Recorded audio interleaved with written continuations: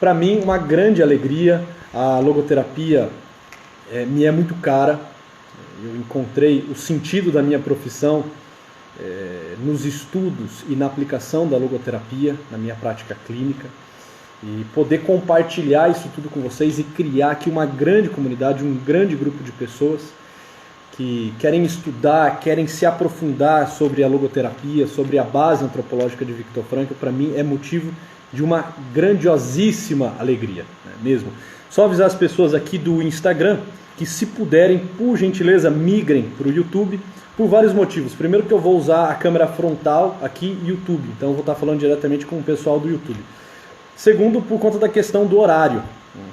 Aqui no Instagram, com 1 hora, nós seremos despejados, derrubados.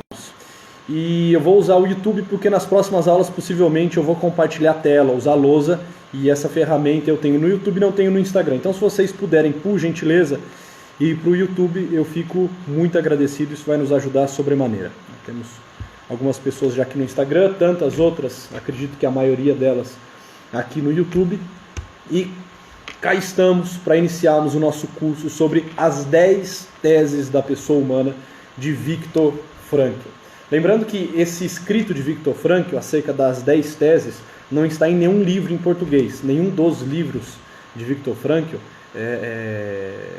contempla essa discussão dele sobre as 10 teses da pessoa humana. Se eu não me engano, no livro La Volonté de Sentido, em espanhol, tem a descrição das 10 teses da pessoa humana. Esse livro não é o mesmo que A Vontade de Sentido, tá? Embora a tradução fôssemos fazê-la seria essa, mas não é um outro livro. A Vontade de Sentido é esse, em português. O que tem os trechos em que Viktor Frankl descreve isso que ele titulou como as 10 teses da pessoa humana, tem em espanhol. É claro, tem em alemão, tem em inglês, mas eu acredito que boa parte das pessoas aqui não tem dificuldade de ler em espanhol, e então fica essa indicação. Tudo bem, então, lembrando, pessoas que estão aqui no Instagram, se puderam migrar para o YouTube, eu fico muito agradecido. A aula vai ser aqui via YouTube. Feito? Senhores e senhoras, vamos lá. O porquê propor essa discussão, o porquê montar essa aula, que serão 10 aulas, 5 semanas, sobre a pessoa humana, sobre o problema antropológico. O porquê disso tudo? Porque eu vejo nisso valor, porque eu acho que de alguma forma isso pode contribuir para a formação pessoal, para a formação profissional, para a vida conjugal, para a vida espiritual de todos os que aqui estão. Porque eu atribuo valor a isso tudo. Porque, como já dizia Platão, citando Sócrates, uma vida que não é examinada é uma vida que não vale a pena ser vivida. Nós não podemos nos esquecer disso. Nós somos, enquanto pessoa humana, convidados a refletirmos sobre uma enormidade de questões, sobre os primeiros princípios e os últimos fins. Nós somos, por excelência, amantes da sabedoria. O homem, ele deseja saber sobre tudo que o cerca, sobre tudo que está ao seu entorno. E dentre tudo aquilo que o homem é chamado a conhecer, nada me parece tão instigante, tão provocativo, tão curioso, tão profícuo quanto o conhecimento de si mesmo. De que valeria conhecermos o mundo se sequer soubéssemos quem nós somos? Se vivêssemos essa vida sem conseguirmos dar respostas convincentes, autênticas, genuínas sobre aquilo que somos, potências e debilidades que temos, capacidades especificamente humanas que trazemos, as nossas dimensões constitutivas, se nós não conseguíssemos fazer minimamente um desenho adequado da pessoa humana. Que vida terrível, né? Que vida mesquinha, que vida pobre nós teríamos.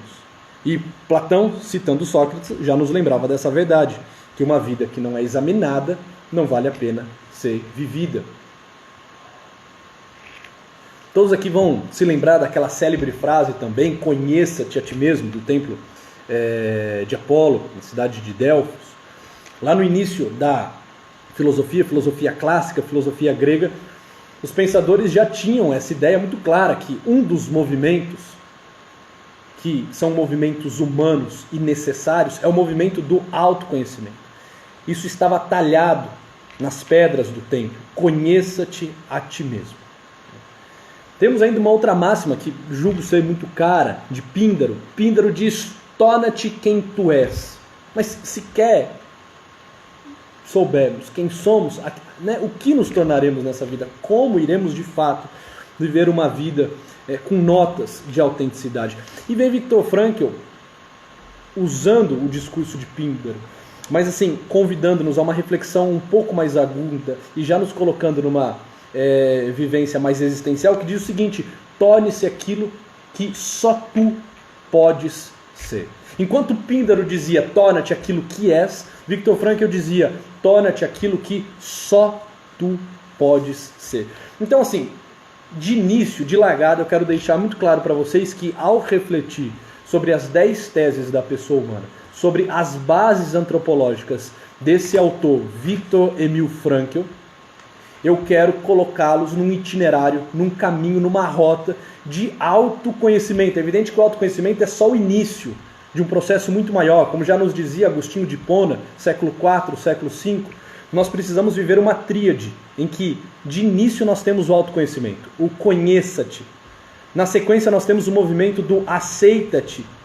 E concluímos, fechamos essa tríade com o último ponto, que é o supera-te. Conheça-te, aceita-te, supera-te. Mas se nós sequer nos conhecermos, nós vamos ficar ainda muito à deriva, muito perdido nessa vida. E eu acredito mesmo que Viktor Frankl pode nos dar ferramentas eficazes para, de forma mais aguda, com uma reflexão profunda e com um desenho adequado daquilo que é a pessoa humana, nos levarmos a este movimento de tomada de consciência sobre quem somos, ok? Muito bem.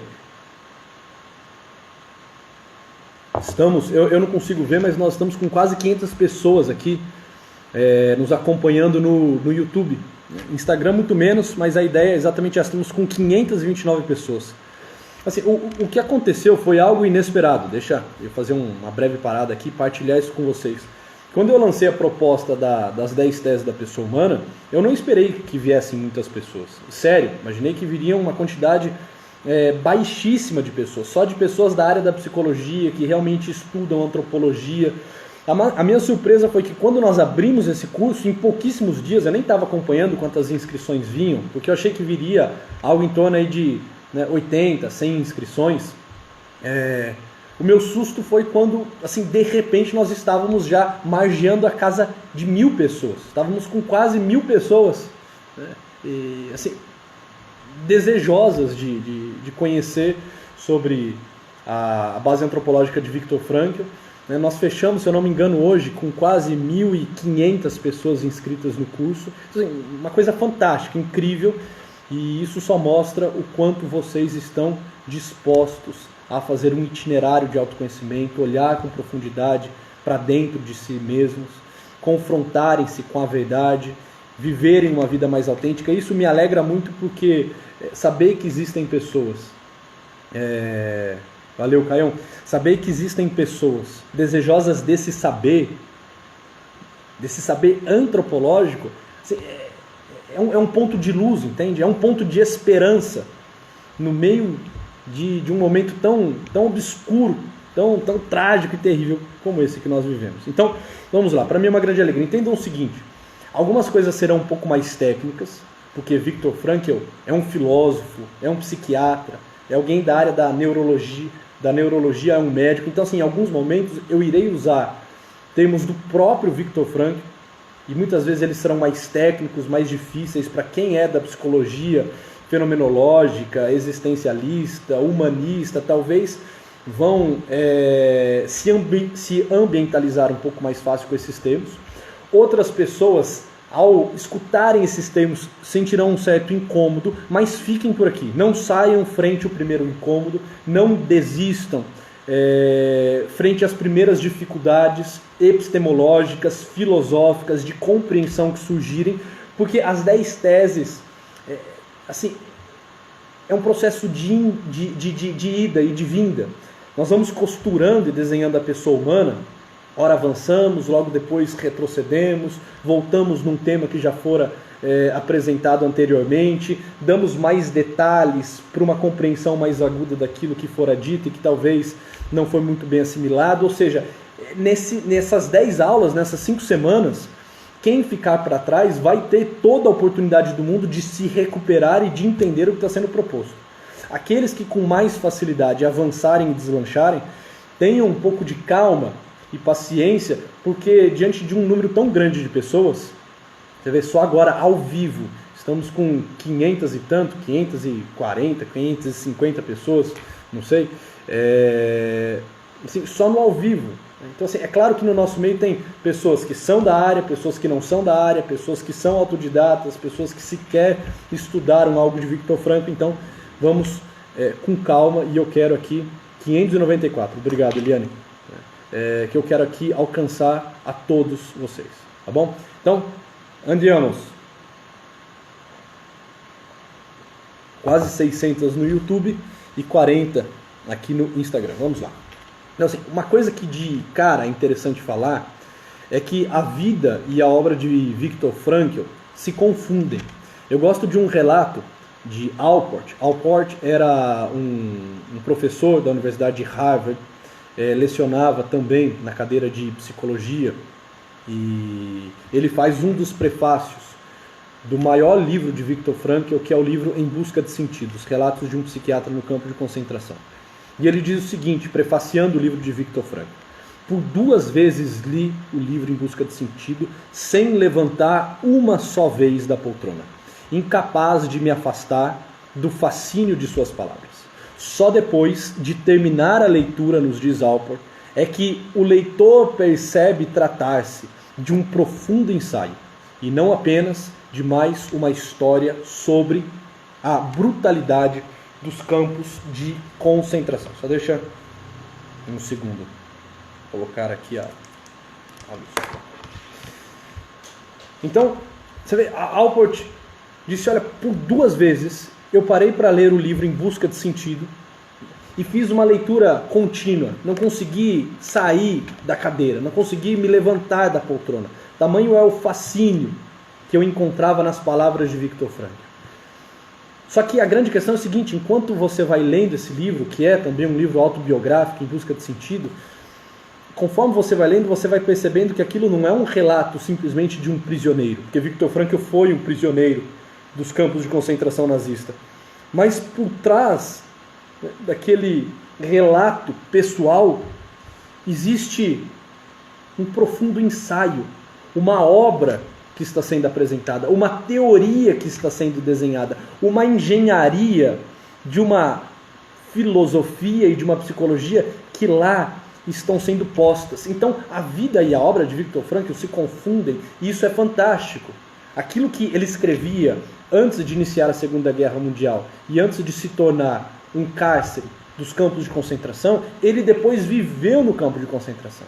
E aquilo que ele viveu no campo de concentração, depois ele relatou e apresentou a própria dinâmica dele, de resiliência, de busca de sentido, de autotranscendência, frente àquilo que ele tinha vivido. Então, a todo momento, a obra de Viktor Frankl se confunde com a sua vida. Então, quem foi Viktor Frankl? Em linhas bem gerais, nós vamos nessas 5 semanas falar bastante sobre Viktor Frankl, mas a título de dar uma introdução nesse primeiro dia sobre quem foi Viktor Emil Frankl. Viktor Frankl, ele ficou conhecido por fundar a 3ª escola de psicologia vienense. Em Viena, no mesmo momento, tinham 3 grandes fundadores de linhas psicológicas. Tinha o Freud, que Frankl teve a oportunidade de conhecer e durante muito tempo trocou cartas com Freud, que fundou a psicanálise, todos vocês o conhecem. Tinha Adler e tinha Freud e tinha Frankl. E os 3 montaram linhas de psicologia, a psicologia individual, a psicanálise e a logoterapia. Viktor Frankl funda a 3ª escola vienense de psicoterapia, de psicologia, que recebe o nome de logoterapia. Logo, enquanto logos, enquanto sentido, né? A terapia do logos, do sentido. Ele era médico, especialista em neurologia e psiquiatra, e teve o doutorado em filosofia. Como eu disse a vocês, Viktor Frankl foi prisioneiro dos campos de concentração nazista e um dos sobreviventes do Holocausto. Ele foi deportado em 42 e ele foi liberto em 1945. E no campo de concentração nazista, todos os seus familiares faleceram, tragicamente faleceram. A esposa, os pais, os irmãos, todos eles não foram sobreviventes. O único que sai vivo dos campos de concentração é o Viktor Frankl. Logo que ele sai do campo de concentração, ele resolve relatar as experiências dele no campo de concentração e escreve um livro, que é o livro Em Busca de Sentido, que ele não tinha interesse nenhum a priori em publicar, era quase que um movimento terapêutico, uma historiobiografia, onde ele estava trazendo aquelas situações para ele conseguir gerenciá-las melhor, para ele conseguir olhar com profundidade sobre esse processo todo que ele havia vivido. Pedem insistentemente, um amigo dele pede insistentemente que ele publique Em Busca de Sentido. Ele fala então que o publiquem, mas que o publiquem anonimamente, né? Ele não botava fé que esse livro teria a envergadura que teve.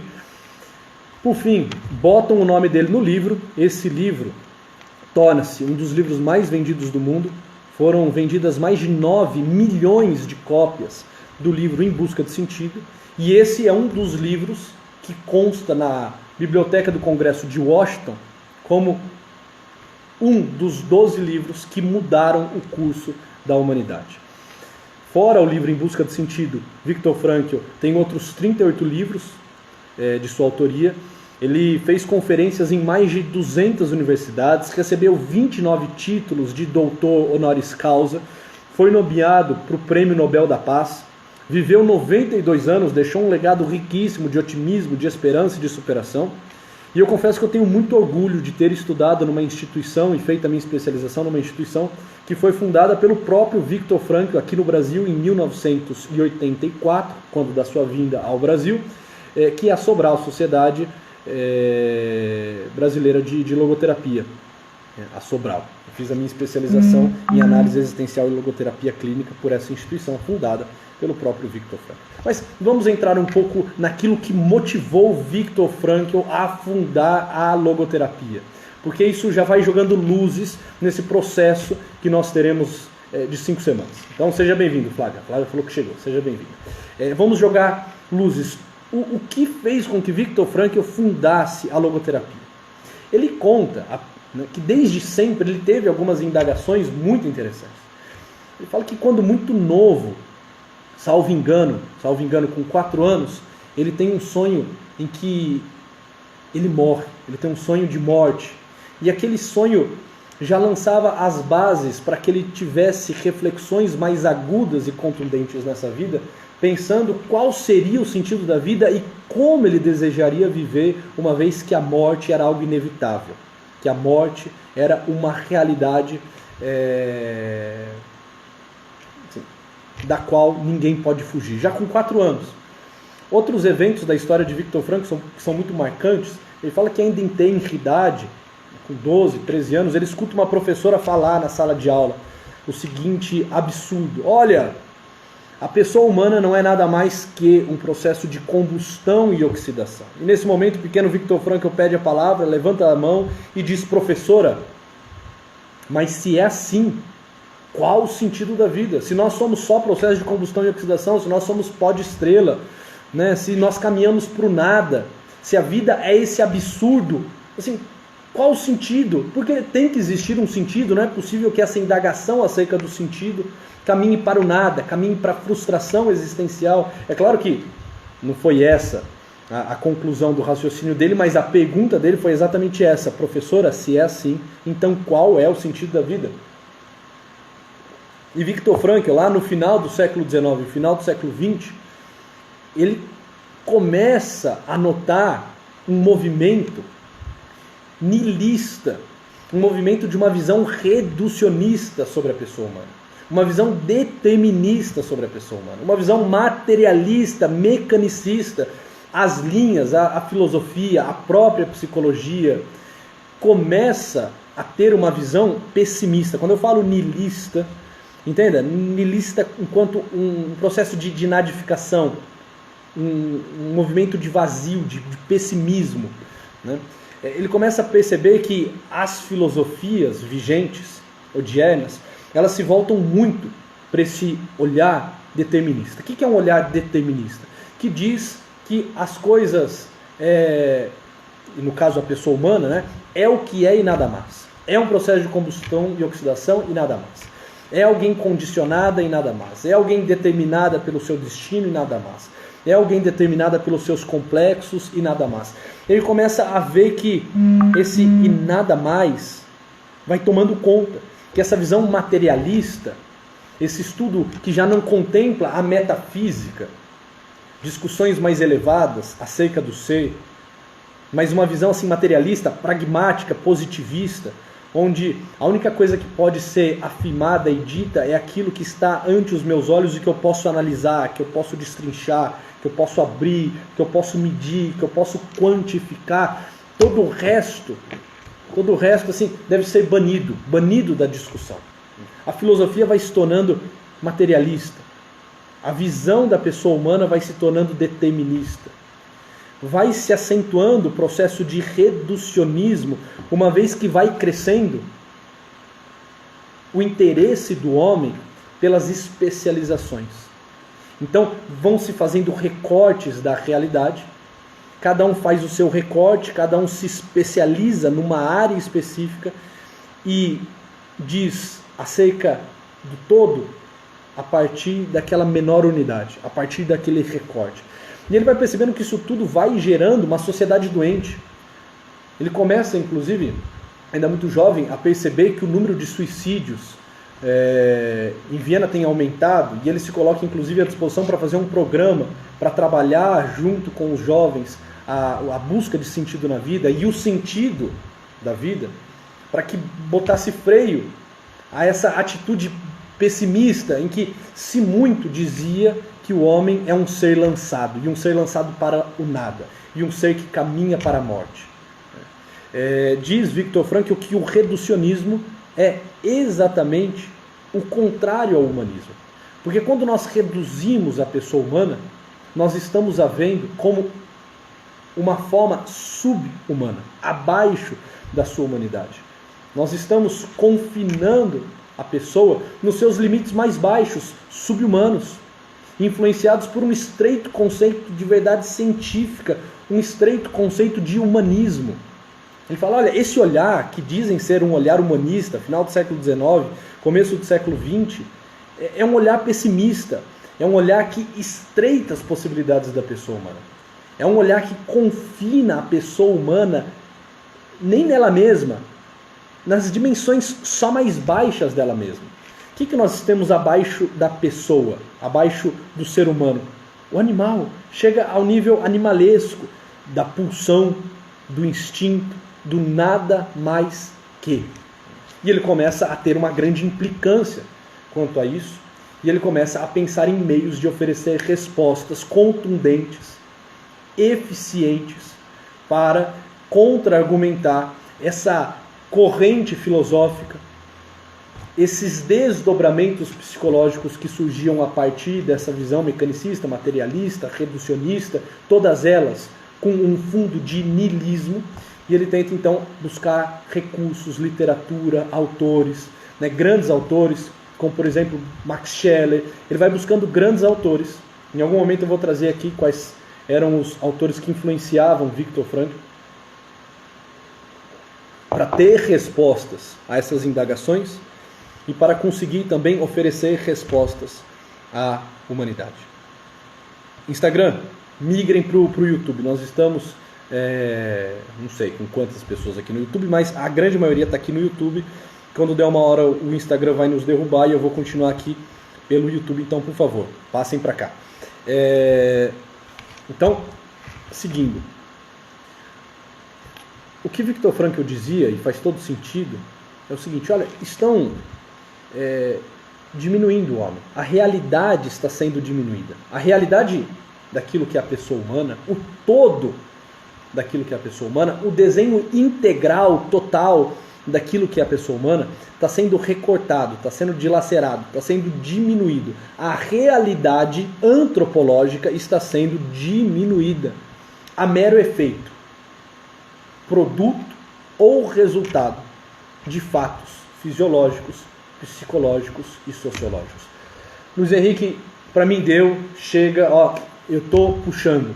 Assim, você falou que ia falar um termo ou outro difícil, você não para de falar palavras que eu nunca ouvi. Niilismo, materialismo, mecanicismo, fisiologismo. Calma, aguenta. Assim, mesmo, fique por aí.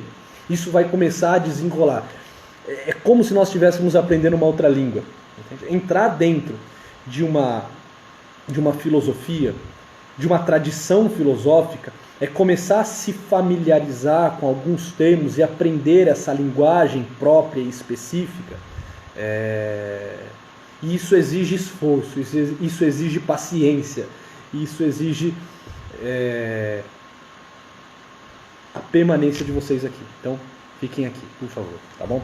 Então, o que Viktor Frankl fala? Olha, quando nós reduzimos a pessoa humana às suas dimensões mais baixas, quando nós olhamos a pessoa humana, por exemplo, como se nós estivéssemos olhando uma máquina a ser consertada, ou um rato a ser condicionado, quando nós lançamos esse olhar sobre a pessoa humana, e quando ele fala da máquina e do rato, ele deixa muito claro duas grandes linhas de psicologia que existiam no seu tempo e existem até hoje, são duas grandes linhas de psicologia mesmo, que é, a psicanálise e a psicologia behaviorista, comportamental. Ele fala, olha, uma vê a pessoa como uma máquina a ser consertada, a outra como um rato a ser condicionado. Então temos a teoria do rato e a teoria da máquina.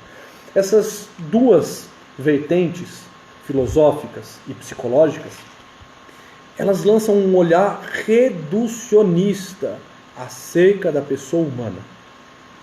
Elas não acreditam que as coisas sejam mais do que efeito, do que produto, do que resultado.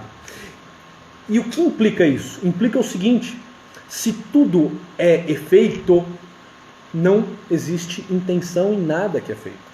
Se tudo que eu faço porque, de alguma forma, eu fui condicionado a isso, se sempre tem um culpado, se tudo é resultado de uma ação que eu recebi, algo que fizeram em mim, se tudo é culpa da minha mãe, dentro de um complexo edípico, se tudo é culpa, do meu dinamismo psíquico, as minhas neuroses, os meus mecanismos de defesa, que eu mal os conheço e não consigo dominá-los, se tudo é fruto de um processo de contingenciamento, em que eu vou sendo determinado por um processo de reforço, de punição, se tudo que eu faço porque a minha ação é só um produto de uma causa, de algo que me causaram, de algo que me impuseram, de algo que me fizeram, de alguém que teve culpa sobre mim, se eu só sou uma vítima que age de forma condicionada,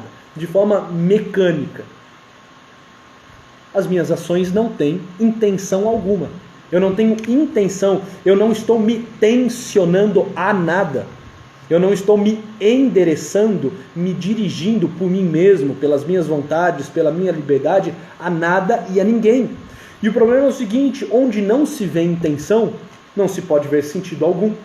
Se eu não sou livre para me tensionar, para me dirigir a algo ou alguém, a existência, portanto, ela é privada de sentido. E viver torna-se um absurdo. Essa é a conclusão. É claro que assim, eu estou chegando muito rápido a essa conclusão aqui com vocês. Nós poderíamos ficar durante horas e horas, semanas e semanas, apresentando autores de diversas abordagens do existencialismo mais niilista, do behaviorismo, da psicanálise, de uma porrada de linhas, uma porrada de bases filosóficas para a gente conseguir chegar nessa conclusão. Mas como nós não temos tempo para isso e essa não é a proposta, eu só quero deixar claro que uma das grandes implicâncias de Viktor Frankl é o seguinte: ele começou a perceber de forma muito clara que no seu tempo, final do século XIX, começo do século XX, estavam reduzindo a pessoa humana aos seus níveis mais baixos. E que estavam vendendo para as pessoas que tudo que elas fazem, tudo aquilo que elas se tornam, tudo aquilo que elas são, portanto, é mero efeito, porque elas são um joguete. elas são manipuladas, ou por uma estrutura burocrática, ou por complexos, ou, né, pela sua dinâmica psíquica, mas assim, ela não é livre. Tudo que ela faz está sendo justificado por algo que está atrás dela. E se tudo está atrás, eu não tenho capacidade de, por mim mesmo, me dirigir a nada que está à frente. E viver torna-se um absurdo. E a existência, assim, fica privada de sentido. Privada de sentido. Ou seja, como eu dizia, né, um mero ser lançado, um ser que caminha para o nada. Ou ainda, né, um mero fruto de complexos e de condicionamentos. Até aqui, todos mais ou menos inteiros? Até aqui todos ok? Estamos só começando, só desenhando o início do movimento logoterapêutico e da base antropológica de Viktor Frankl. Até aqui tudo ok? Dionísio, excelente. Pessoal comentando, perfeito. A Kelly, Rafa, Isadora, top, muito bem. Instagram, uma vez mais, hein? É a terceira vez. Migrem aqui pro nosso YouTube, tá bom? Porque logo mais a conexão cai aqui para vocês, o Instagram nos derruba. Tá? E eu tô na câmera frontal aqui com o pessoal do YouTube, então não se sintam rejeitados, é por uma questão de estratégia, tive que escolher um lugar para olhar. Mas boa noite a vocês, tô vendo que vocês estão aí se manifestando, bom tê-los aqui. Elisa, Daniela, Isabelle, muito bem, vamos lá. Andamos. Ainda continuando nessa questão, olha que interessante. Viktor Frankl fala, né, mas para afirmar que o homem não pode ser reduzido nem coisificado, para afirmar isso, olha, tá, eu estou comprando essa briga, eu estou dizendo que isso que vocês estão fazendo não é humanismo, é um movimento subhumano, é um movimento pessimista, niilista, vocês estão tirando a capacidade... Não, desculpa, não está tirando a capacidade, está tirando do campo de visão das pessoas a vida enquanto sentido, a vida enquanto missão, a realização de valores nesse mundo. Agora, para afirmar isso, que o homem não pode ser reduzido nem coisificado, eu preciso dar uma resposta que seja convincente, e a resposta convincente que Viktor Frankl chega é que, por excelência, o homem é um ser autotranscendente e a todo momento orientado para fora de si mesmo, ou seja, alguém que busca um sentido em sua vida.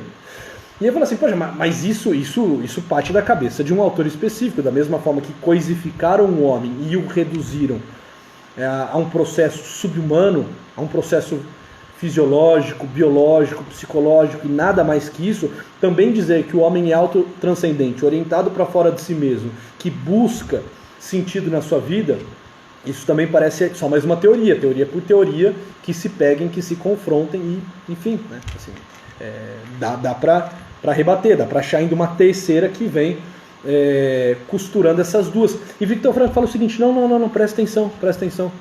Isso nós chegamos por intuição. O homem simples, o homem do campo, o homem sem muito estudo, o homem que sequer sabe o que é filosofia, que nunca ouviu falar de Tales de Mileto, que não sabe quem foi Sócrates, que nunca leu uma página de Aristóteles, que não sabe o que é o movimento psicanalítico, que não acompanha as reflexões odianas, esse homem simples e desprovido de um pensamento mais agudo no campo científico, até ele consegue enxergar esse óbvio que eu estou dizendo, porque isso está escrachado, estampado ante os nossos olhos. Viktor Frankl fala, assim, não se assustem, tá, com essa frase. Viktor Frankl fala de uma autocompreensão ontológica pré-reflexiva da existência. Autocompreensão ontológica pré-reflexiva da existência. E ele diz o seguinte, a proposta logoterapêutica é uma análise fenomenológica, a proposta logoterapêutica, aquilo que eu estou fundando, essa escola, a logoterapia, essa vertente filosófica e psicológica, ela é, antes de tudo, uma análise fenomenológica da autocompreensão ontológica pré-reflexiva. E aí eu vou me explicar aqui para vocês. Né? Deixa eu me explicar. Não, Patrick, ele era judeu. Deixa eu me explicar aqui para vocês. Autocompreensão ontológica pré-reflexiva. Com autocompreensão, O que Viktor Frankl está querendo dizer? É a opinião que eu tenho de mim mesmo, como pessoa. Tá? A autocompreensão.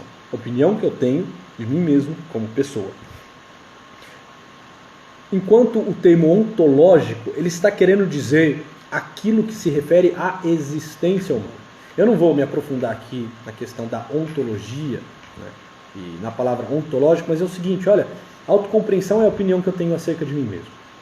Ontologia, ontológico, é aquilo que se refere à existência humana. É o estudo do ser. E pré-reflexiva significa que antes de eu ter alguma ideia do que seja a psicologia, a filosofia, a psiquiatria, eu já sei de antemão o que é a vida. Ou seja, com um pouco de honestidade intelectual, nós chegamos à compreensão acerca daquilo que somos, daquilo que é a existência. Há uma autocompreensão implícita da existência humana. Nós não precisamos de grandes tratados filosóficos para entender que nós temos algo diferente dos animais, que nós temos algo diferente dos minerais, que nós temos algo distinto dos vegetais, embora pareça existir em nós, e existe de fato, né, um quê, como dos minerais, como dos vegetais, como dos animais, parece que nós não somos simplesmente a soma dessas três realidades. É claro, nós temos o ser como os minerais, nós temos a vida como os vegetais, nós temos a psique como os animais, mas assim, fica muito claro que há em nós algo a mais, e não por soberba, entende? Isso não é um movimento de soberba. Isso é uma mera intuição, é uma mera honestidade intelectual acerca da vida e da pessoa humana. É fato que hoje nós estamos com a vista turva, nós estamos com uma alteração de consciência. A nossa vista está ofuscada e o nosso pensamento está escuro. Hoje nós estamos vivendo um processo que nós podemos chamar de obnubilado, né? de ofuscamento, de alteração de consciência. Palavrinha difícil, né? de sair. Então, assim, parece um absurdo.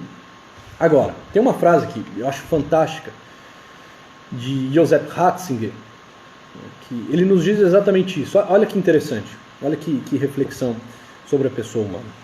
Hoje se desculpa tudo com a palavra é humano. Pratica-se um divórcio, é humano. Bebe-se, é humano.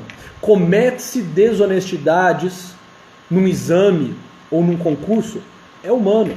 A juventude se arruína no vício, é humano. Pratica-se desfalques, é humano.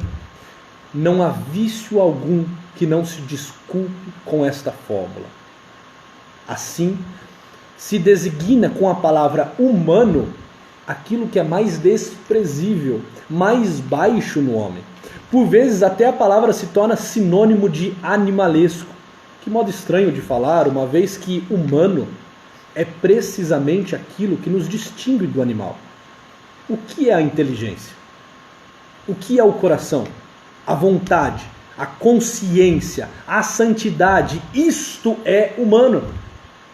Isto é humano. De repente alguém fica implicado, santidade. Assim, pensa santidade enquanto assim, o estado são, uma pessoa inteira, uma pessoa íntegra, sã.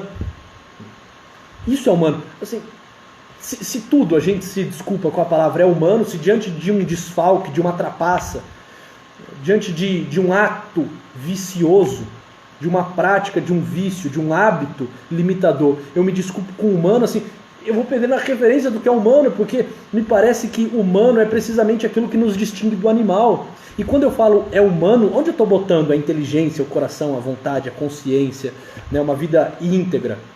Isso é humano. E nós não precisamos de muito, a não ser de uma autocompreensão ontológica pré-reflexiva para chegarmos na constatação de que o homem é mais do que as suas dimensões baixas, embora elas existam, inegável. E quando eu falo de dimensões mais baixas, eu estou usando, por exemplo, a dimensão biológica. Ninguém nega que nós temos um corpo, que nós temos uma dimensão somática. Impossível. Nós não somos anjos, nós não somos por espírito, entende? nós temos matéria, nós temos um corpo. A isso nós podemos dar o nome de dimensão biológica, que faz parte da nossa constituição enquanto pessoa. E a nossa dimensão biológica, o que nos traz?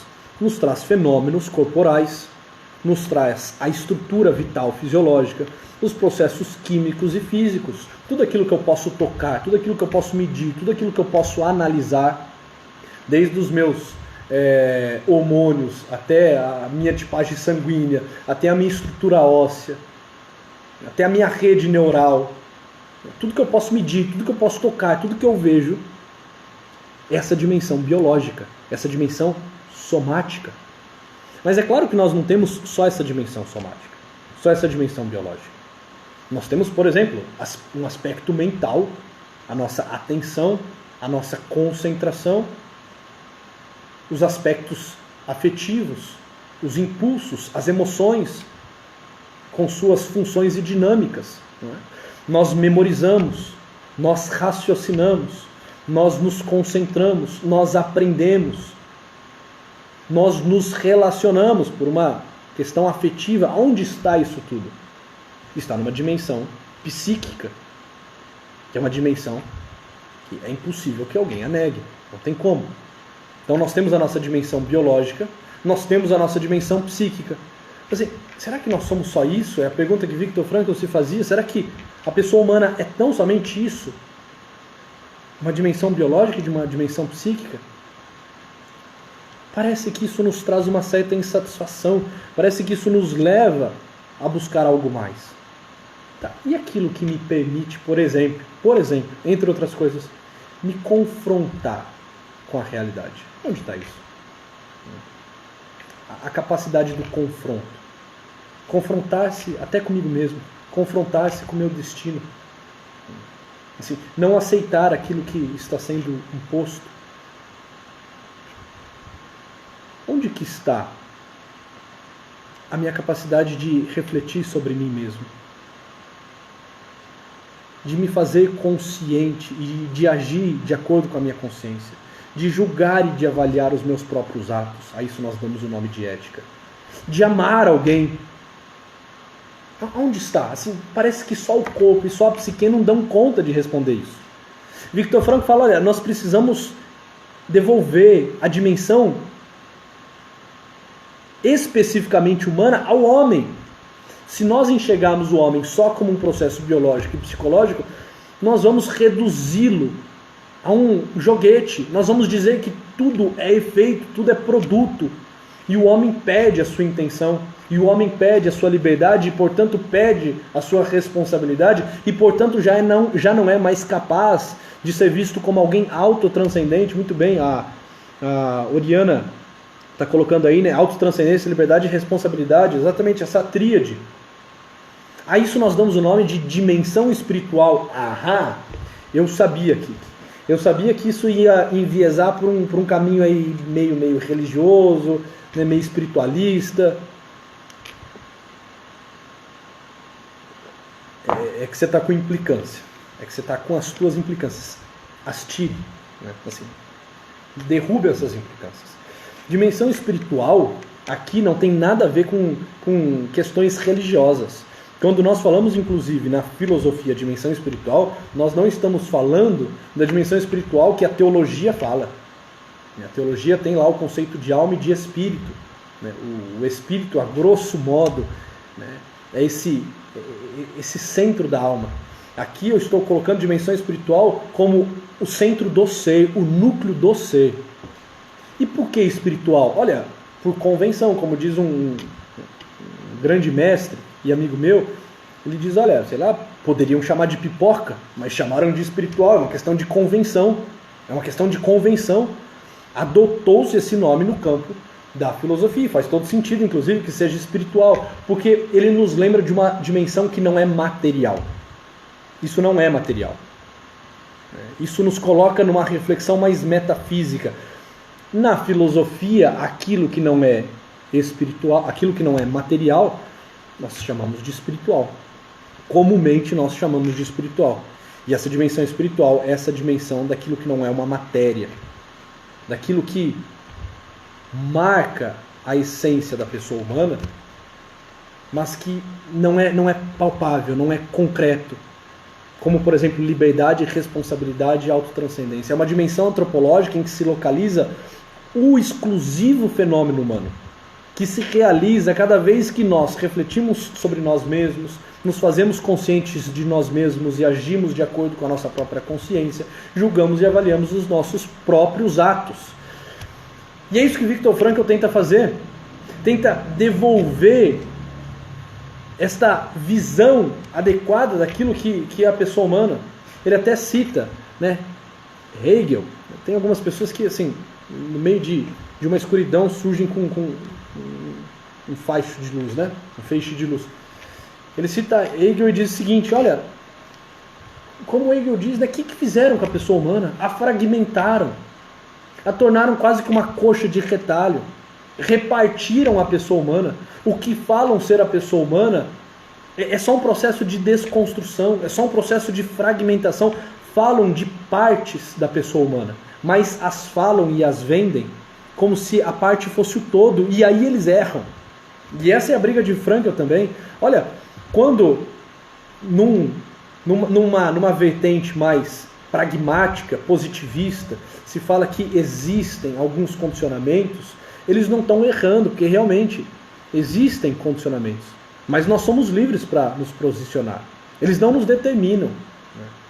Quando falam do aparelho psíquico, dos seus complexos, né, assim, também não erram. Existe um aparelho psíquico no homem. O homem é marcado por essa crise de incesto e de parricídio, pegando aqui um pouco da psicanálise. Mas a pessoa humana não é só isso. Ela pode enfrentar, ela pode se opor, ela pode decidir por ela mesma.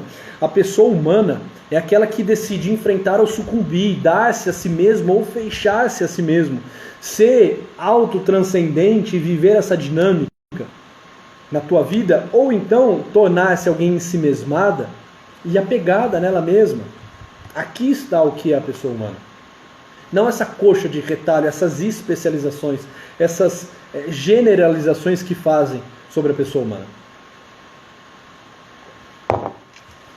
Muito bem. Não, a Carol falou, a primeira tese, a dimensão noética ou espiritual. Não, a primeira tese é a que nós vamos entrar agora. A primeira tese é a pessoa humana é um indivíduo. Então, eu fiz uma breve introdução de Viktor Frankl para explicar um pouco sobre vida e obra e como ele inicia a sua obra, o que marca o início da sua obra, essa briga, né, que ele começa a ter com algumas vertentes reducionistas e nihilistas, e agora nós vamos entrar propriamente na proposta de trabalhar as 10 teses da pessoa humana. Então vocês já perceberam que hoje a aula vai ser mais longa, porque eu não estou trabalhando só a primeira tese, eu também dei alguns passos atrás para trabalhar um pouco sobre Viktor Frankl, mas agora, 21h50, nós vamos iniciar a primeira tese. Prometo que não vai tomar tanto tempo quanto a introdução, mas foi necessária essa introdução até para que a gente vá jogando luz depois conforme formos entrando nas outras teses, tá bom? Mais 9 minutos e cai o Instagram, então, uma vez mais, venham aqui para o YouTube. Então, Viktor Frankl vai tentar fazer o desenho daquilo que é a pessoa humana, pegando 10 pontos, pegando 10 teses. A primeira tese de Viktor Frankl, vamos lá, é a seguinte: a pessoa humana é um indivíduo. É um indivíduo. Quando nós ouvimos isso, assim, isso pode até nos soar estranho. Pera, um autor de uma linha mais personalista, existencialista, falando de indivíduo, a ideia de indivíduo parece um pouco contraditória, parece uma realidade atomizada. Indivíduo nos lembra de individualidade, de individualismo, nos lembra de uma pessoa egoísta, fechada. Como assim? Ele começa dizendo isso, que a pessoa humana é um indivíduo, ele começa, mas não é essa realidade atomizada, egoísta que ele está dizendo. Ele está dizendo de uma unidade. Ele está dizendo o seguinte: olha, o homem, a pessoa humana, é um indivíduo. É tão interessante que é o seguinte: a ideia de pessoa humana é contraditória à ideia de indivíduo. Quando eu falo pessoa humana, eu estou falando um ser de alteridade, alguém capaz de se relacionar, alguém chamado a viver comunhão, alguém chamado a ser comunidade. O que é pessoa? Pessoa é um ser de relação. O que tem de igual na pessoa divina, na pessoa humana, na pessoa jurídica, nesses conceitos de pessoa que nós temos? Todas elas se relacionam. Todas elas se relacionam com alguém. A pessoa humana é alguém que se relaciona. Indivíduo parece alguém fechado, atomizado. Então assim, você vê que se a ideia de indivíduo atomizado fosse a ideia que Viktor Frankl advoga, ele nem colocaria a frase a pessoa humana é um indivíduo, ele simplesmente diria, né, o ser humano é um indivíduo. Porque a ideia de ser humano não dá ideia de relação. Quando eu falo ser humano, eu não estou dizendo alguém de relação. Quando eu digo pessoa, aí sim, estou dizendo alguém de alteridade, alguém capaz de se relacionar. Então o que ele diz quando ele fala a pessoa humana é um indivíduo? A pessoa humana é uma unidade. É uma unidade, apesar da pluralidade. Com isso, Viktor Frankl não está negando a pluralidade. Ele não nega as múltiplas dimensões que constituem a pessoa humana. Múltiplas dimensões que constituem a pessoa humana. O que nos constitui? Múltiplas dimensões. O ser humano tem essas múltiplas dimensões? Tem. Mas ele é esse ser múltiplo, esse ser fragmentado, esse ser, né, plural? Não, ele é um ser único. Acima de tudo, ele é um ser único. Essa é a primeira tese de Viktor Frankl. Há uma unidade na pessoa humana. Ou seja, nós temos uma dimensão biológica, como já dizíamos. Nós temos uma dimensão psicológica, como também já dizíamos. Nós temos uma dimensão sociológica, inegável. Mas elas correspondem. Assim, cada uma corresponde à sua ciência. Nós temos a ciência biologia, a ciência psicologia, a ciência sociologia, e elas marcam aquilo que é a pessoa humana, mas a pessoa humana não está aqui. Não está no simples somatório dessas dimensões. E não está no simples entendimento de cada uma delas, fragmentado. O que é que a pessoa traz de unidade? Aqui a frase que eu queria pegar de Hegel aparece agora, né? O que é que fizeram do ser humano?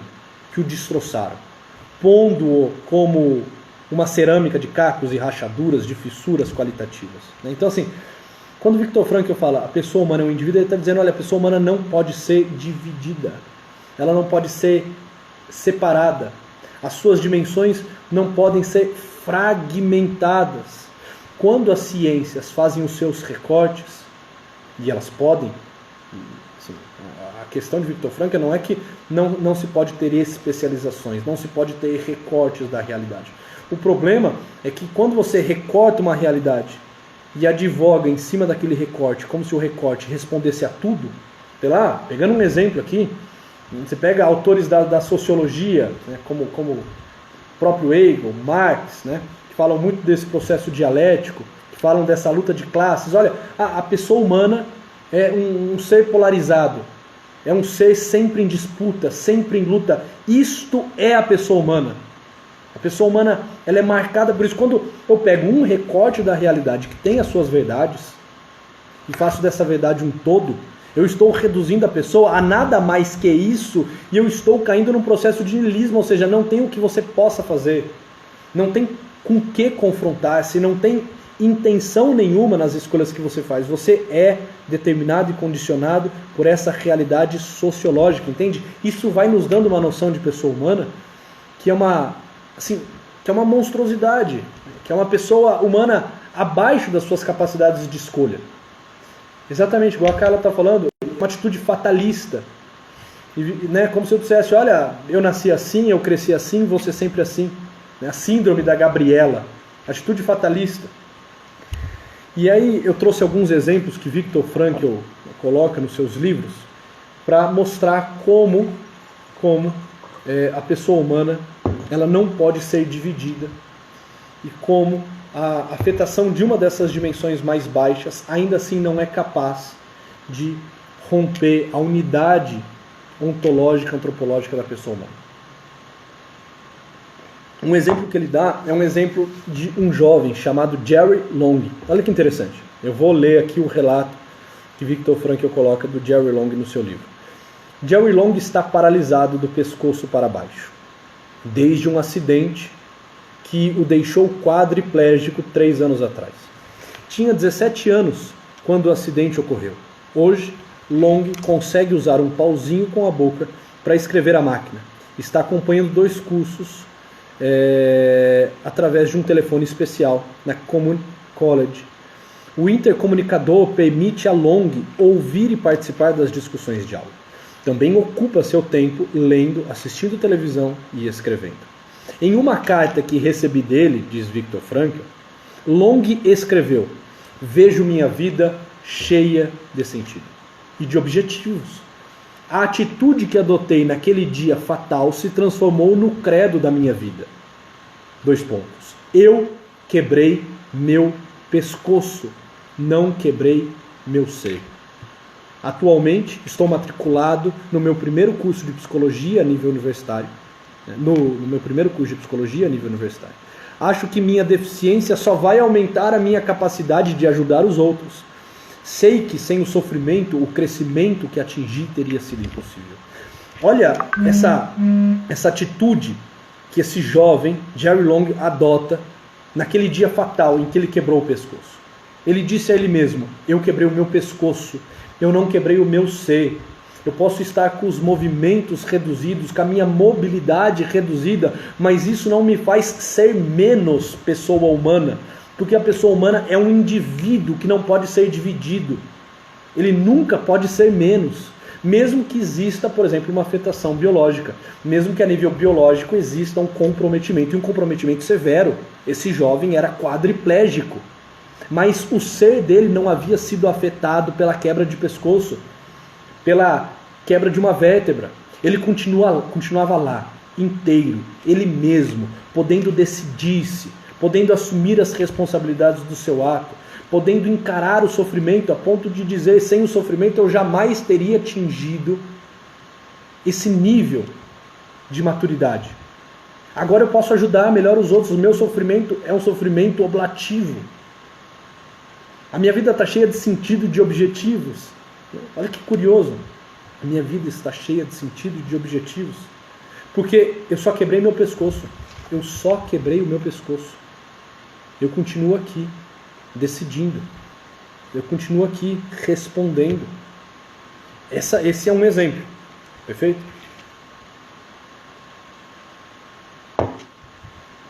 Agora, peguemos outro exemplo. Não só de dimensão biológica, mas como nós podemos ser profundamente afetados na nossa dimensão psicológica e na nossa dimensão sociológica. Viktor Frankl, quando se tornou prisioneiro, ele deixou de ser chamado como Viktor Frankl. Ele passou a ser um mero número. E o número de Viktor Frankl era o número 111, 104. E ele disse: "Eu não era nada mais que, aos olhos dos meus algozes, eu não era nada mais que um mero prisioneiro, o prisioneiro 111, 104. E nas primeiras páginas do livro Em Busca de Sentido, Viktor Frankl